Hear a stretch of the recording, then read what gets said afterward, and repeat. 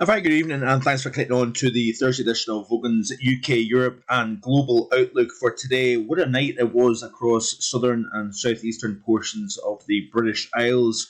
We had a lot of instability in the atmosphere with a frontal system moving in from the west. We had a push of almost enhanced warm, humid air coming in off France.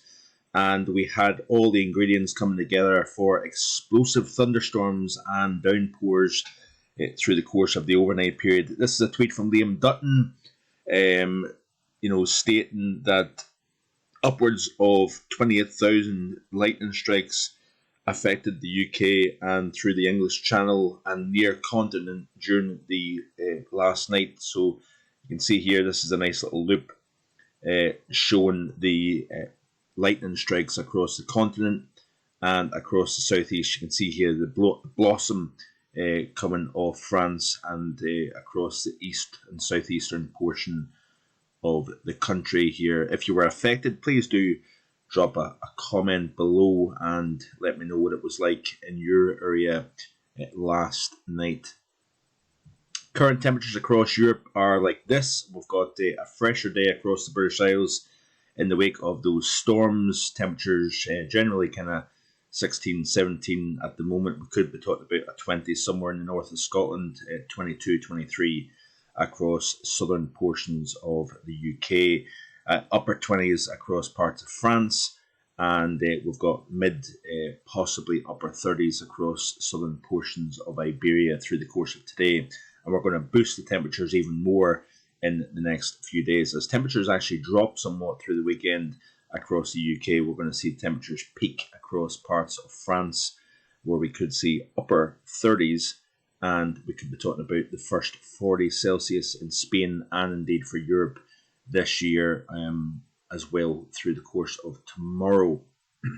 Looking at the GFS chart now, this is the ensemble, and looking at the overall setup, we've had, of course, the clash between Atlantic and continental. The UK has been right on that boundary zone between the air masses, and of course, with energy riding in between this boundary, we've got, of course, waves of shower and thunderstorm activity, lines of convective energy, quite narrow as well, running generally west to east, and as they cross eastern portions of the UK, particularly further north where the air mass is a little bit less unstable, you tend to see these lines fading out as they go east. But of course, down across more southern portions of the UK, where there's enhanced instability within the atmosphere, you get a lot more explosive thunderstorm activity. But you notice here, this is actually the frontal system moving through during the overnight period. Last night, we've got this little bend in the isobars, so to speak, at 500 millibars.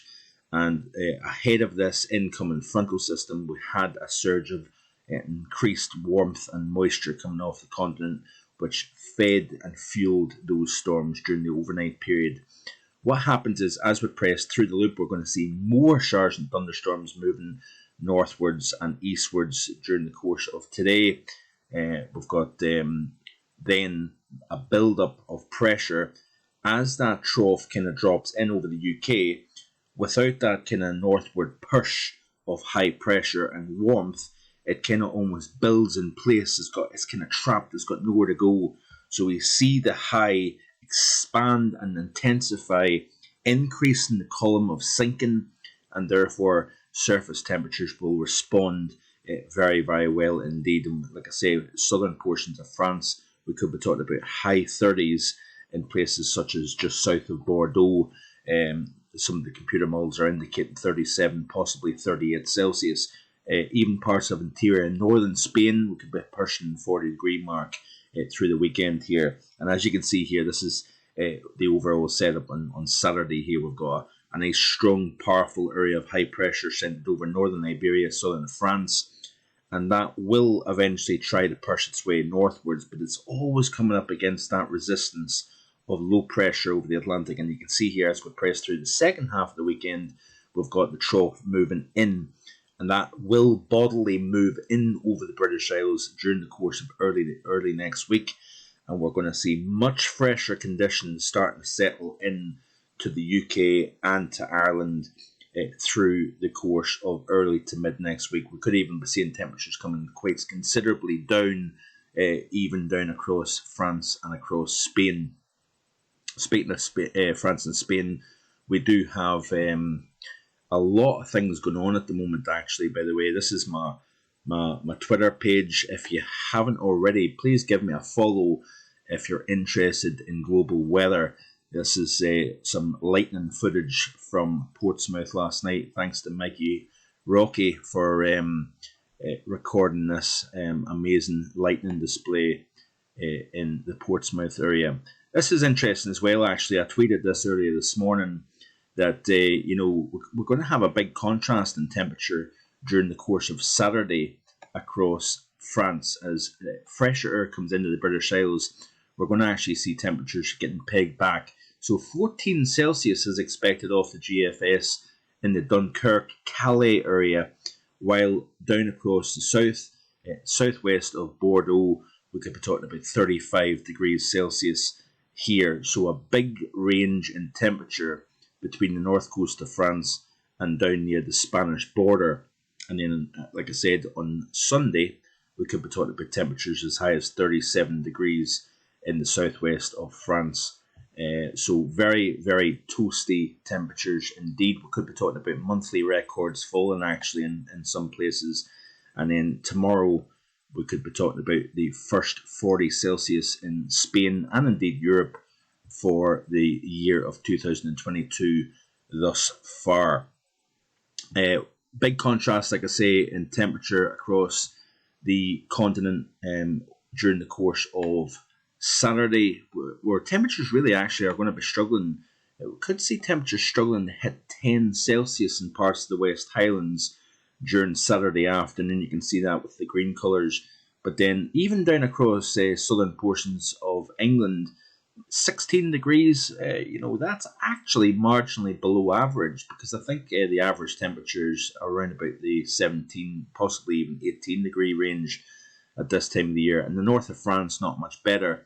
But then, of course, as you head south down through France, we're going to be talking about upper 30s, and indeed down across a large swathe of Spain is going to be seeing temperatures well into the 30s, I think, on Saturday. So, like I say, a big range in temperature over the course of this weekend overall. Looking at the further tweets here that I've either retweeted or tweeted myself. Temperatures yesterday, Cordoba airport in Spain rose to 37.2 Celsius. That was the highest temperature of the year so far for both Spain and Europe. And we are going to see temperatures exceed that, I think, as we go through the next few days. Looking at the United States, we've seen record-breaking temperatures here across parts of Texas, but we've got a weather whiplash over the weekend as well across parts of Colorado where we've seen very warm temperatures. We're talking about a major snowstorm. Yeah, that's right, a major snowstorm during the month of May. Not out of the question, not completely unprecedented by any means, but certainly it is amazing in the United States in particular, especially the plains and the Rockies. At this time of the year, you can get winter, but you can also get summer as well. And it just amazes me how you can just get these potent cold fronts to sweep south, dragging in exceptionally cold air for the time of the year, and even snowfall. And we could be talking about a major snow event, actually, by the way, across parts of the Denver area. So look at this here. This is the snow chart of the GFS for the United States. And you can see here how it spreads a significant possible 2-foot snowstorm in highest parts of the Colorado Rockies to the west of Denver through the course of this weekend. So amazing stuff. Of course, I have to bring up last night a big disappointment indeed. Rangers, I think, to be honest with you, it was a kind of mixed game overall. I think Frankfurt possibly edged it. In fact, I think they did edge it in terms of quality, in terms of danger on goal.